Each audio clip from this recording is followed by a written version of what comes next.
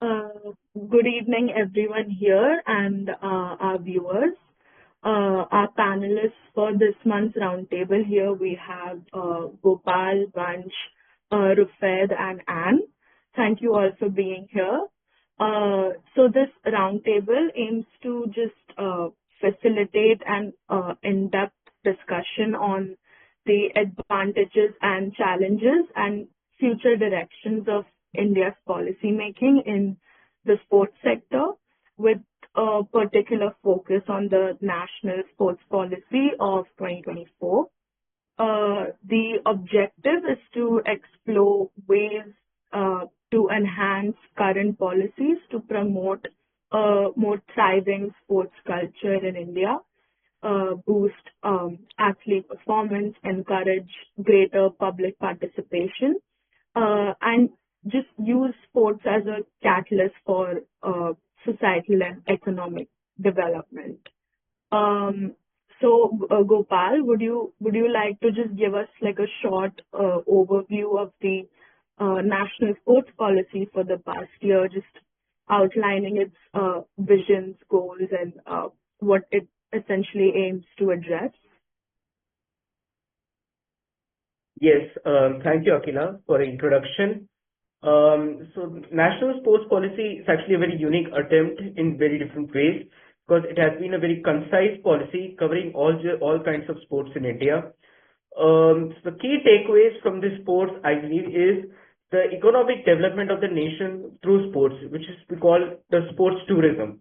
A very common example of sports tourism is the IPL, the Indian Premier League, which happens on every season annually.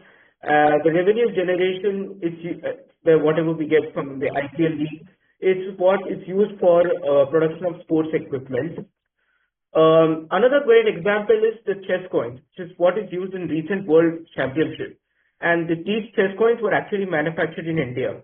And they have gained so much popularity that many chess enthusiasts have started ordering from the same manufacturer in India. This shows another kind of subtle ways in which sports have a huge economic impact on India. Then another interesting aspect is sports for social development. It focuses on the participation of women, the differently abled, the LGBTQ community in various kinds of sports. The second point, and I believe that this is even a critical point, is that there has been a promotion of indigenous sports like Kabaddi and Kho-Kho. We've had like Pro Kabaddi League, which was very much popularly televised, and now recently news of a Kho-Kho World Championship, which is happening.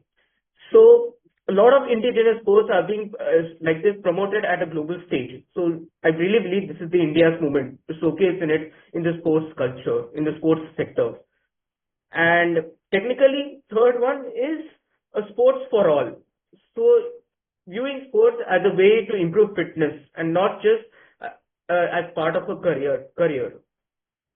So under this idea of sports for all, the first thing is technology and innovation. So the policy seems to promise a lot of facilities to be provided for improving athlete performance, a lot of improvement in facilities for the sports arena, then technologies for telecasting of sports and so on. So a lot more investments to generate a lot more revenue. And so all these kinds of these policy ideas, the government intends to have both the hand of the private and the public sector companies together. So it's sort of a union of private sector and the public sector together, the private sports companies for fulfillment of these kinds of policies. And in this line, I would like to talk about kinds of sponsorships that is made, which the kind of endorsement that is made to sports, which helps in making these policies a reality. Like, take for example, the government of Odisha had sponsored the Indian hockey team. So in these different kinds of ways of sponsorships, the quality of sports in India, it can be celebrated, it can be further integrated into the sports culture. And a very interesting aspect of the any NSP is that it's very ambitious in its scheme, actually. It plans to align the sports and education in India. So this is a very interesting idea, but it's yet to be seen how it is to be, implemented in practice. Because even right now, we have to challenge the mindset of people to think beyond the STEM, the science, natural sciences, NEET, UG, and JEE, IIT. So there are still people who have that kind of mindset where only engineering is the future. So while this is a very ambitious and challenging policy, it remains to be seen how it's going to be, implemented it on ground. And so education is actually a concurrent list. It's part of a concurrent list where state and the center both take part in it. So it remains to be seen how the state and the center now collaborate together for both sports and education. This is the overall overview of the National Sports Policy of 2024. I must say it's quite ambitious, but there should be a lot of work that is put behind it. So it remains to be seen in the new 5 years of coalition government, how the government intends to take this further, how the Ministry of Youth Affairs and Sport intends to take it further. Thank you. Okay, thank you, Gopal, for that overview. That was that just really sets the stage for the rest of our discussion. So just building on this, Rufaid, can you briefly just tell us about the strengths of this policy, just talking about what impact it's had so far and what it's doing right and just improving overall? Sure. Well, to be honest, before talking about what the policy actually targets, we need to first think and talk about why does this policy is actually required right now. So the problem with India is that, when we are, focusing on the world level, are we there is the question. If you see there are multiple sports in Olympics, be it athletics or swimming or multiple other sports where India, I think there are almost zero competitors from India. Now, that's the problem. The problem starts here that we don't have people for that. So the policy brings, the policy is being taken in to bring this problem, to solve this problem initially. So that brings me to the very first issue which the policy targets, and that's called grassroots framework. So majorly the policy is talking about how the grassroots work is to be done, in the sense that just taking an example, if you see, I know it's sort of a deviation, but it actually helps us focus on this trend. We see China as an example, we see Japan as an example, where we see how these countries inculcate or probably introduce sports as a very important factor in students going through school levels, having as a subject. It's probably being taught in school, has been taken as a very important and significant factor out there. So I believe that is a very important thing, and this policy brings in that. So this policy actually works on the grassroots, where they take into private enterprises, they take into private schools, they take into public schools, they take government schools, they take other NGOs, non-profit organizations, multiple other people, so that they all can be collaborated, and through this, a better future of children could be brought in. Now, that being said, that's a holistic approach we are talking about. Now, that brings me to another very crucial issue, that's actually athletic welfare. Now, before we actually decided that we are going to do this topic, I have recently came across a lot of, reels through Instagram where I've seen a lot of athletes now actually being vendors or not able to even, afford their own medical expenses just because of the fact that they're not being provided anything out of what they have done for the country. There are multiple gold medalists who are actually vendors, who are working as vendors, who are vegetable sellers, who are hawkers or peddlers. They're not doing anything. The government is not providing them support for that. So I think this policy brings in another crucial issue is of how to support these kinds of athletes in future. It is very crucial to take into consideration the fact that, these athletes actually invest all of their younghood. Majorly, they invest 20, 25, 30 years, which is the working years of their life, right? They're actually taking a different path altogether. They're not going through education. They're not going through other multiple options that are available out there. They're not going for any jobs. And this is a huge problem, and this policy takes that into consideration by providing them subsidies to future, they're providing them pensions and multiple other benefits, because these people who are actually locating themselves as in under the Indian flag and they're taking it so preciously, they need to be preserved. And I think that is the policy, that is something which the policy takes into consideration. Now, another issue I believe in, which the policy solves, is the question of inclusivity.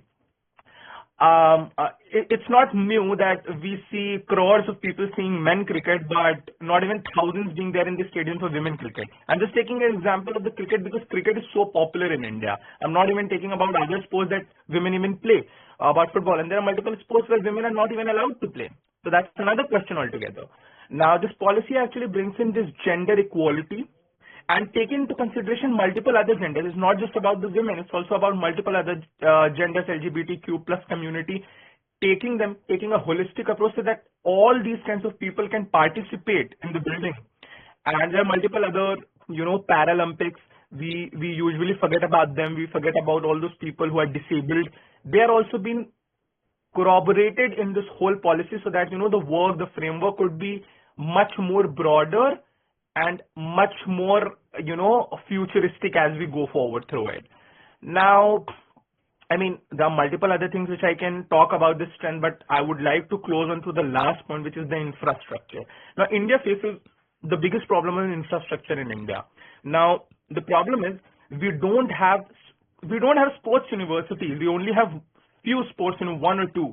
And that is a problem. The problem is that even if you're building them to a level, how will you take them to the world class? How would you be able to make them compete to the world class athletes if you don't have sports universities, if they're not training under all those technological advancements which other athletes from Australia, China, USA, Singapore, and multiple other nations who are on the top list they are doing it. So I think this policy also targets on the infrastructure level, and that I think brings us to what all strengths the policy brings in. Okay, thank you, Rufaid, for highlighting the strengths and the positive impact this policy has had on our country. You've really given us something to think about. Now, while there are these strengths that Rufaid so rightly pointed out, there are also always some obstacles and lags that any policy could face with respect to either implementation or even funding at times. So, Anne, would you like to tell us about some of these challenges or criticism of this policy? Thanks, Nicola. So, the national sports policy is, as Gopal said, undoubtedly ambitious. It's a step forward in India's sports ecosystem. But just like any other large-scale initiative, it faces a lot of challenges. And the largest challenge it faces is implementation. Rufaid told us multiple reasons and multiple targets of the national sports policy. However, these targets face the hurdle of implementation. If we see past policies, there has been poor execution, red tape, and bureaucratic inefficiencies that further delayed progress. And largely it came from a lack of accountability. There was no mechanism set in to ensure effective utilization of resources that they were putting into these policies. Secondly, while the policy, like Rufaid said again, emphasized on grassroots development, there was a huge gap in access to sports infrastructure in the urban-rural divide. There was a lack of funding and lack of skilled personnel. Rural and tribal areas continue to lag behind, even though one of the targets happened to be grassroots development. And the integration of technology in these spaces might exacerbate this divide due to limited internet access or digital literacy. Other issue is the proposed budget allocation. Now, the funding outline may fall short because if they're looking at grassroots development and technology adoption, there is a heavy reliance on a lot of tools required, right? And there's also reliance on public and private partnerships, like Gopal said. And this could lead to uneven resource distribution.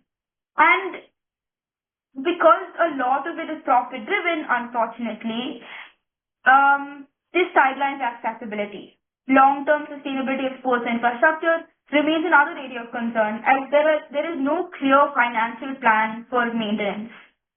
And even though one of their targets is inclusivity, like both Rufaid and Gopal said, with LGBTQ communities and women, society has not really come to the level of the national sports policy yet. Society continues to have deep-rooted barriers and stereotypes that restrict participation of these sideline communities in sports. The needs of differently abled athletes are also not adequately addressed, with many of the para-athletes reporting insufficient facilities and support. Underrepresented communities still face systemic barriers to accessing opportunities. Then comes the issue of sports governance. Political interference is something that we've seen recently in the news with lots of sports like wrestling, which undermines effective decision making and corruption in sports bodies. While reforms have been proposed, there is a large skepticism about the transparency and fairness of athlete selection processes. Then another one that targets being the integration of advanced technologies like artificial intelligence and devices that enhance athlete performance. But the high costs that are associated with these technologies limit the reach to grassroots levels. A lack of training for coaches, administrators, undermine the effectiveness of technology in improving sports outcomes. The policy also faces a lot of criticism for neglecting indigenous sports, which again happens to be a target that they haven't hit yet. Traditional games such as kabaddi are sidelined in favor of Olympic sports, which risk the cultural disconnection and hinder the growth of these sports in India. And I think they all largely come from an absence of robust mechanisms for monitoring and evaluating the policy's impact. Without reliable data or feedback mechanisms, it is difficult to make evidence-based adjustments. So while the policy right now prioritizes elite sports and international competitiveness like in the Olympics or the Asian Games, it risks neglecting mass participation in recreational sports. The focus on medals and rankings places an undue pressure on athletes that impact their performance, their mental health, their well-being. And the policy lacks a sufficient planning to address unforeseen events such as pandemics and risks, and fails to account for the impact of these large-scale infrastructure projects that they have in mind in order to put out this policy. The career prospects of retired athletes, as Rufaid rightly brought up, is another area of concern. The policy mentions post-retirement options, but they are vague and offer very little clarity. Coaches are often overlooked in favor of athlete development, even though they play a crucial role in the sports ecosystem. Finally, public awareness and engagement are key to the policy's success. However, the policy lacks that comprehensive public outreach strategy.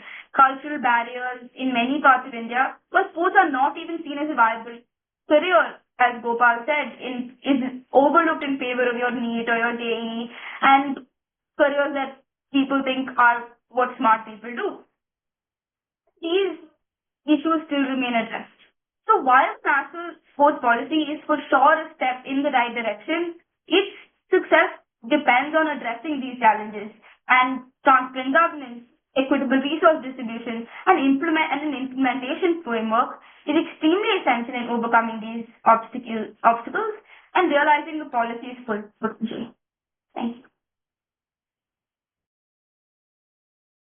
Okay, thank you, Anne, for shedding some light on the challenges and the criticism surrounding this policy. These are some really important points to consider. Just one question that I had, like, what do you think? How long could it take for us to get to a point where this policy can be efficiently worked into the system? So I think that, as I said, really depends on the society's acceptance of these sports as a career. It depends on how, as Gopal said, the youth affairs takes this forward, because it's really implementation is one of the biggest barriers to this policy, and we will only know in a couple of years down the line how the government takes this forward, and whether they do learn from past policies and they do put in the work. Okay. All right. Thank you for that. Now, keeping this in mind, Vansh, what do you see as the most critical areas for improvement to create a sustainable and inclusive sports ecosystem in India? Just pointing out possible areas for improvement that could perhaps help us resolve these hurdles that we face with this policy, like I mentioned. Thank you, Akhila, for this amazing question and for all the amazing points put in by the panelists present here. Before speaking about improvements that can be made in the field of sports through this policy, I would like to rather take you through that why a policy is brought in. The policy is rather brought in when you seek to bring an enhanced development in a particular field itself. Like as rightly said by almost all the panelists here, that there's a major lacking in the ecosystem itself of sports in this country. Sports is not seen as a career. Like, if I may have to ask, when was the last time any of us heard our colleagues, like the ones we sit around with daily, they pursuing sports as a career? So sports is not seen as a career. It's only seen as something which is in hobbies, which you can pursue along with your career. Now, in this, so in India, you get government jobs if you play sports. Sports is used as a quota instead of a career. Many athletes, so if one was to look at athletics, you will find that many athletes who are into sprinting or high jumping or any of these other athletic games, they come from military, because you have military quotas for sports. So this being one, and the other being that India is a one sporting nation. First India was well with hockey. We went ahead and won 8 gold medals in hockey, that to 6 of them consecutive. And then you had massive wins in hockey. Like I remember it was in 1936 or 1932 that India scored 25 goals against USA. I don't remember if there's a single team in present Olympics which has scored those many number of goals in the entire tournament as well. India scoring those many goals in a single match. Just imagine the kind of sporting nation India was in hockey. Today, what has happened? Then we went ahead and we became a cricket playing nation. So like this ecosystem is one place where India definitely needs to bring a change. It needs to improve if India really wants to become a sporting superpower. Now, coming to the other point, like the second point is politics. When you're talking about India, the whole world talks about politics and corruption in sports. This needs to be brought down. Sports is not something which goes hand in hand with politics. It's a different field in itself. You have your different things going about in sports. Cases of athletes like Manu Bhaker. Why are athletes asked to propose their own names when their performance is in public domain? Ministry must consult relevant sports federations for recommendations for sports awards. It's not this players who should be putting in their own names for awards. Then the second thing going about in politics is favoritism in choosing heads. The entire controversy which was related to the wrestling federation head and a few Indian athletes is embarrassing for this country on a global level. So, like, Politics is another main domain which India needs to like bring a complete divide. And politics is different from sports. You cannot combine and mix both of them. Now coming to a third point as to regionalism. Like if I was to say if I'm sure that many of you have watched the movie Chak De India. Over there, we had one scene where Shah Rukh Khan was just the newly appointed head for the Indian women team, and he asked the players that who are you playing for? And they stated the names of the states they used to play for, even though they were part of the Indian national team.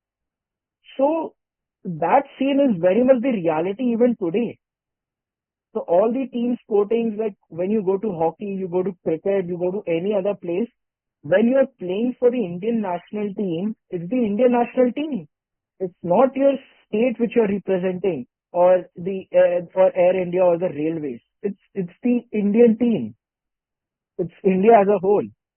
Now, lastly, coming to the intent, it's like there's some issue with the I don't know if this problem is with the intent or the mindset of the Indian athletes when they go to multi-level sporting events like the Olympics. Now, if we were to take the statistics out for, I'll just compare two countries, India and Uzbekistan. These both countries have played Asian Games and they've also played Olympic Games. Now, coming to the recent Asian Games of 2022, wherein India won a massive haul of 107 medals, out of which 28 were gold.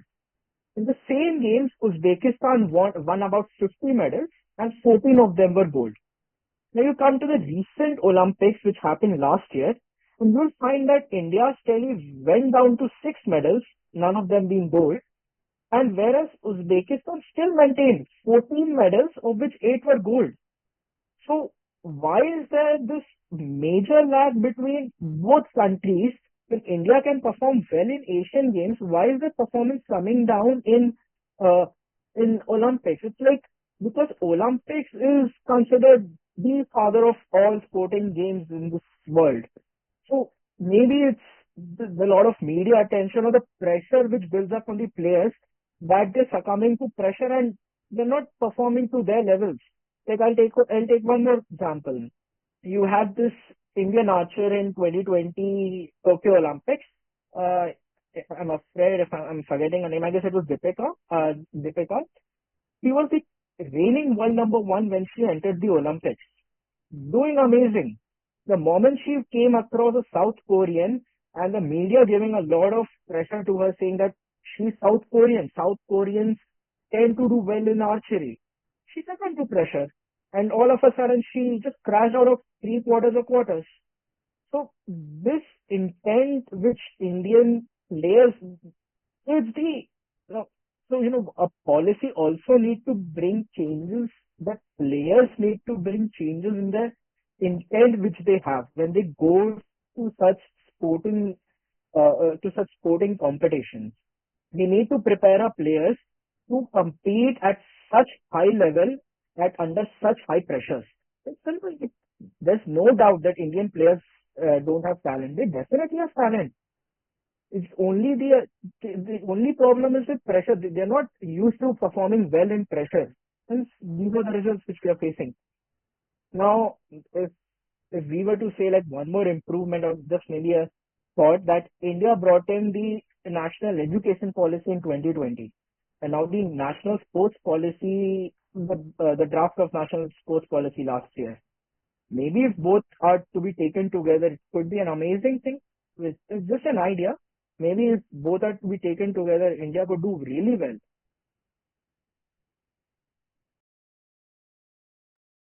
Okay, thank you, Vansh, for identifying those critical areas for improvement. I particularly found the corroboration of the national education and the sports policy part that you talked about interesting.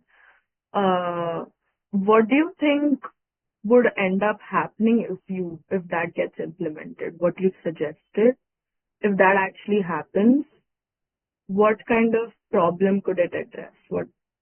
exactly where would you pinpoint that? Yeah, so maybe the point I was talking about intent and an complete development of an individual. See, national education policy is also talking about and complete development of a person in the spectrum in the field of education. Now, if national sports policy is also taken from that perspective, and sports is seen as an academic, like how you pursue academics as a career, if sports is also pursued in a similar way, and you have a complete comprehensive policy like the national education policy into the national sports policy, it could be an amazing policy. Okay, that is actually very interesting. Thank you for that, Vansh. Just in conclusion, I would like to open the floor to everyone here. Would anyone like to just briefly tell us about how India, looking forward, what steps can we take to ensure that this policy delivers impactful and measurable results?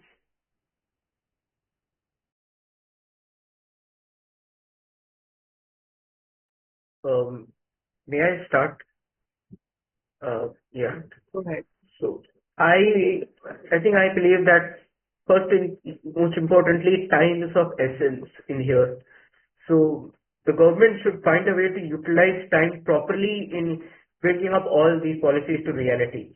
Um, I'm sorry for being a little pessimistic, but I'm really not sure that in 5 years, all of these policies initiatives would be completely realized. Like NEP was designed during 2020, and even if it was during the pandemic, still most of the policy initiatives are still to be implemented here. So, and in the middle, we have been experiencing a lot of education scams that have come up.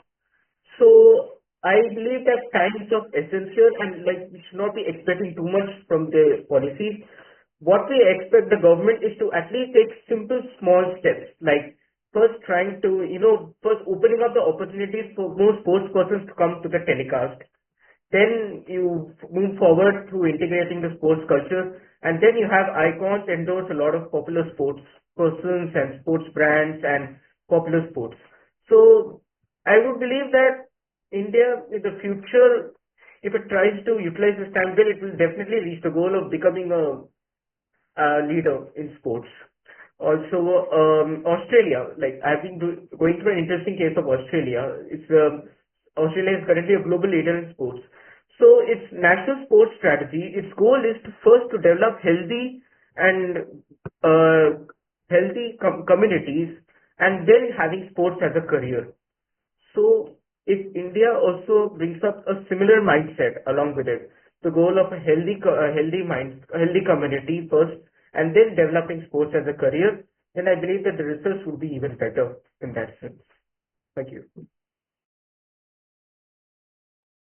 Does anyone else want to add to what Gopal's perspective? Rufaid? Yeah. My point of view would be a little different from sort of different from the panelists itself. What we right now need is acceptability.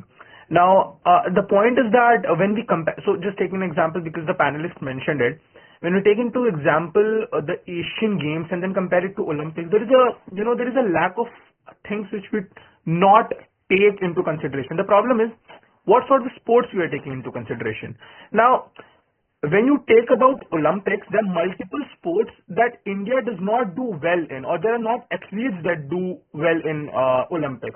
And in the Asian Games, if you see, there are sports that India dominate. And that is one of the reasons why India performed better in Asian Games than in Olympics.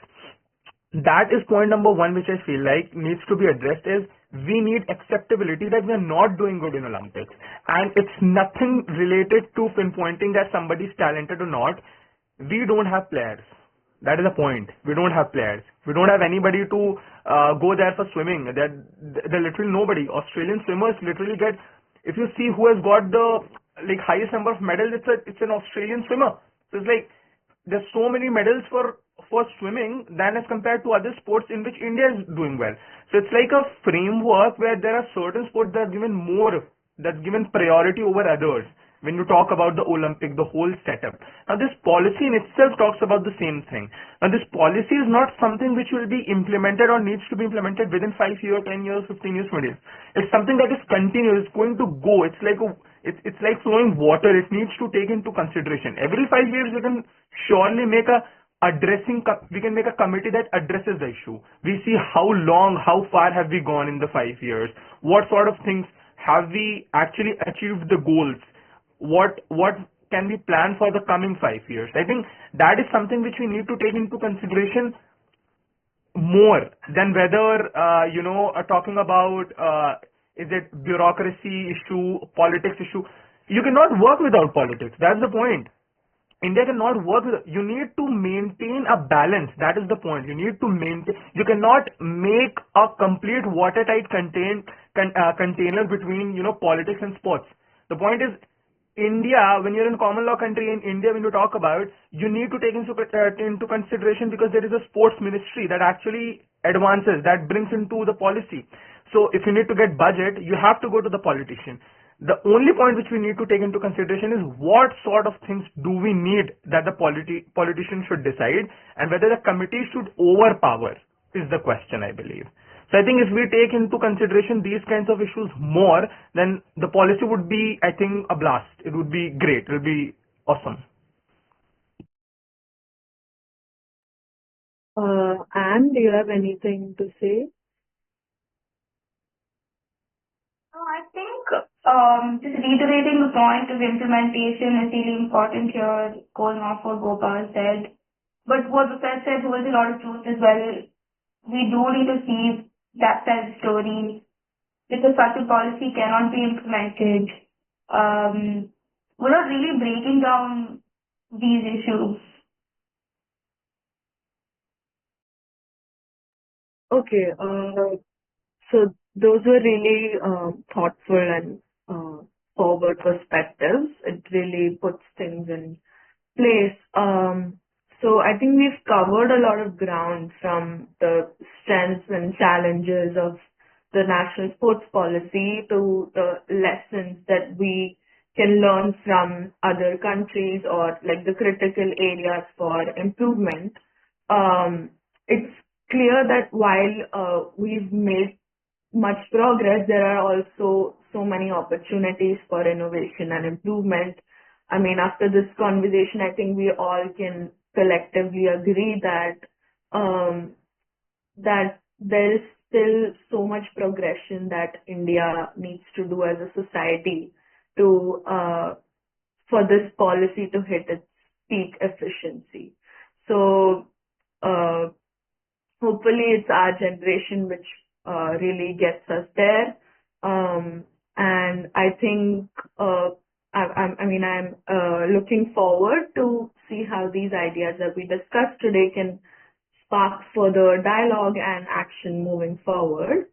So I'd like to end on that note. Thank you to all our panelists today for sharing their perspectives that have really enriched this discussion and given us a better understanding of this matter. It was a pleasure to have this discussion with you all. We appreciate the time and thought you dedicated to this conversation. Thank you. Gopal, you can end the recording.